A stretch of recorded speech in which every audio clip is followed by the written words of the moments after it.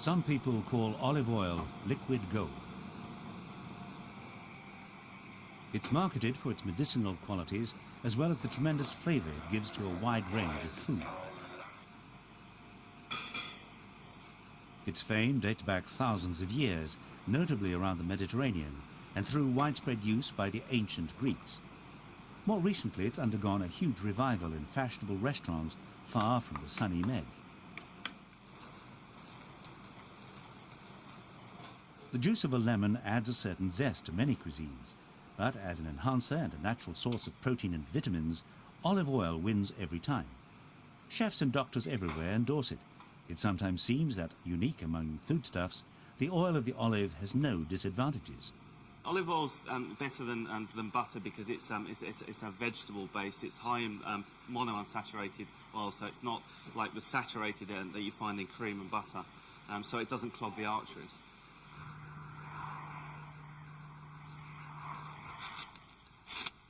Harvest time in one of Spain's top olive-growing regions, just outside Barcelona. It's the home of the Arbequina olive, which is much appreciated by connoisseurs.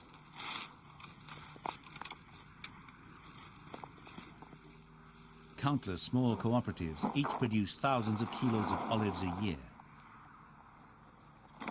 Spain is the world's biggest producer. But it's the market that determines the value of the oil. The best of the oils is labelled as extra virgin. It's deemed to be the best in both quality and taste. Extra virgin is the result of the first pressing and has very low levels of acidity.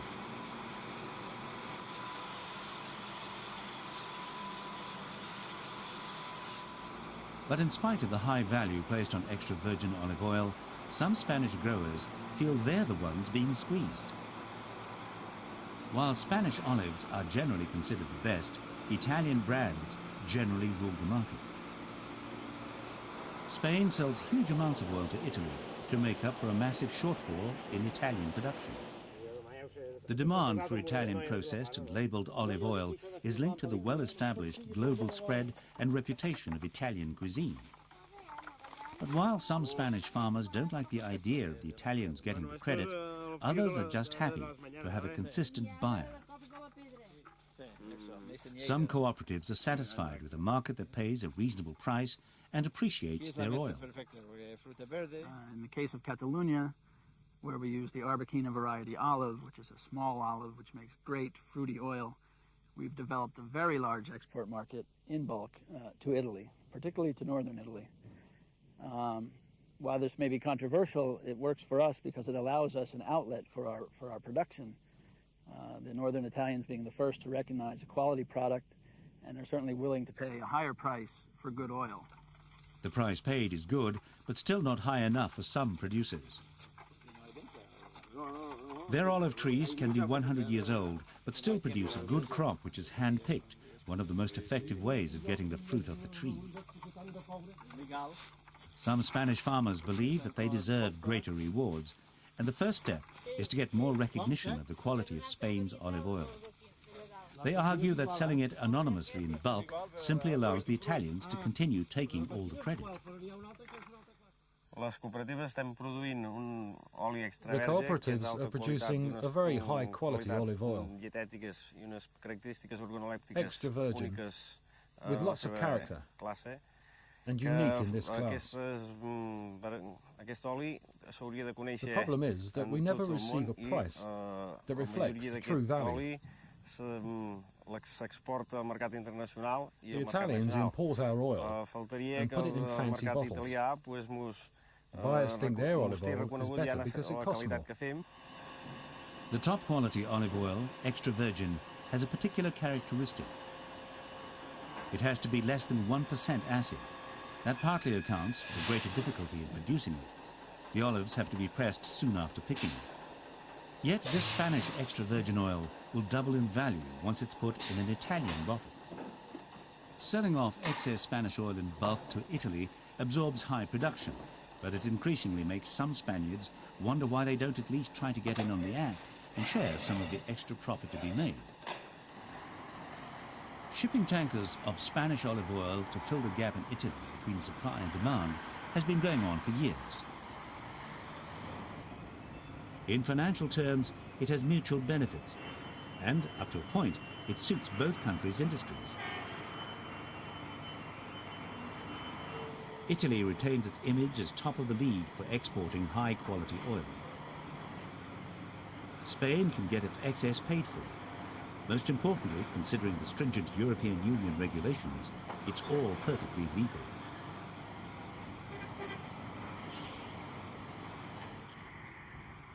In the southern Spanish province of Andalusia, the olive tree is an integral part of the landscape and culture.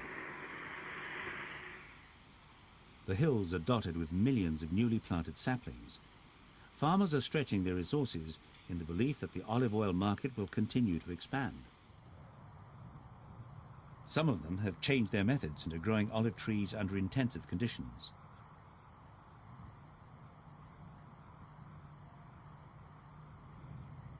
Geronimo Diaz is one of those people who has no qualms about boosting output, yet still managing to sell the product. He's also not particularly concerned about the Italian angle, believing the demand for Spanish olives will remain high.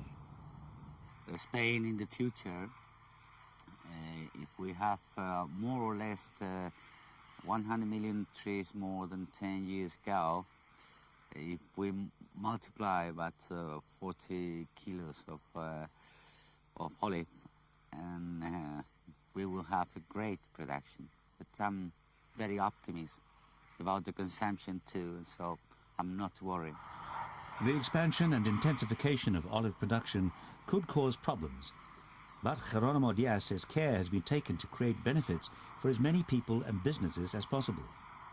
That creates another kind of companies, like producing energy from the solids and then lights and even nowadays with the new technologies, there is not wastewater and there is no contamination, and it's increasing the ecological production of extra virgin olive oil.